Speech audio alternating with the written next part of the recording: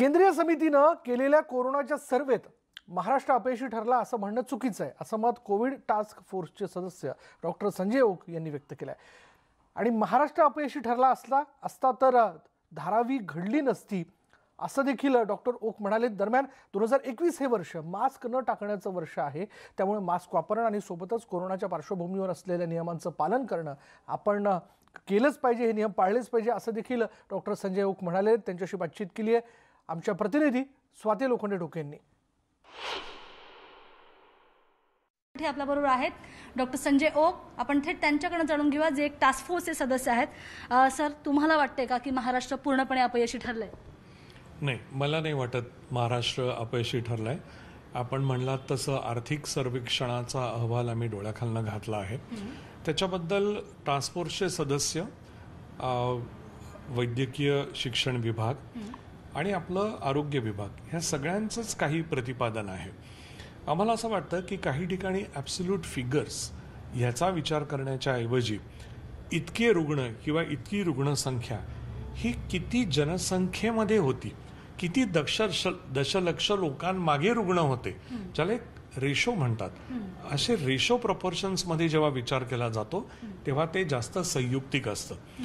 त्यामुळे महाराष्ट्र अपयशी ठरलाय, इतर राज्यांनी महाराष्ट्रापेक्षा चांगलं काम केलंय हे म्हणणं योग्य नाही। तसं असतं तर मग धारावी घडली नसती, तसं असतं तर मग मानखुर्द गोवंडीचा कंट्रोल आला नसता, तसं असतं तर आज जे मृत्यू 10च्या पेक्षा कमी होत आहेत या अवस्थेपर्यंत आम्ही गेलो नसतो। तेव्हा अपयशी नाही ठरलो। आम्ही अधिक चांगलं काम करू शकू का, अधिक चांगलं काम करू शकलो असतो का, याचं उत्तर कदाचित होकारार्थी असू शकेल। आणि म्हणूनच या एकंदरच आर्थिक सर्वेक्षणाकडे मी, संपूर्ण टास्क फोर्स, आदरणीय मुख्यमंत्री आणि आदरणीय आरोग्यमंत्र्यांनी याच्यावरती खास बैठक घेतली आहे आणि आम्ही सगळेजण याच्याकडे अत्यंत पॉझिटिव्ह पर्स्पेक्टिव्ह मधनं बघतोय। सर, या केंद्रीय पथकाच्या मीटिंग बद्दल तुम्ही उल्लेख केला आहे, तर कुठेतरी असं जाणवलं का की म्हणजे या तुम्ही बाकी इतर जिल्हे आणि बाकी ज्या काही गोष्टी आहेत त्यांचा तुम्ही उल्लेख केला, पण असं कोणतं स्पेसिफिक गोष्ट आहे का की ज्याच्यामध्ये कुठे ना कुठेतरी कदाचित महाराष्ट्र कमी पडला असावा आणि म्हणूनच त्याचा वापर म्हणण्यापेक्षा की त्या धर्तीवर किंवा त्या पार्श्वभूमीवर असं म्हटलं जातं की कुठे ना कुठेतरी कमी आहोत?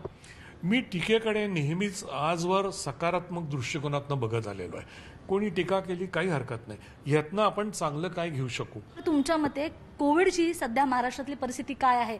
एक महाराष्ट्रवासियांनी, मुंबईवासियांनी विशेषतः आत्ता काळजी करण्याची गरज आहे का? म्हणजे मास्क आणि डिस्टन्स व्यतिरिक्त निश्चित गरज आहे। आणि मी हे पुन्हा पुन्हा बोललोय की 2021 हे मास्क न टाकण्याचं वर्ष आहे। त्यामुळे जे आपल्याला हक्काचं माहिती आहे ते टाकून पलट्याच्या मागे जाण्यात, मृगजळाच्या मागे गेल्यासारखं होईल।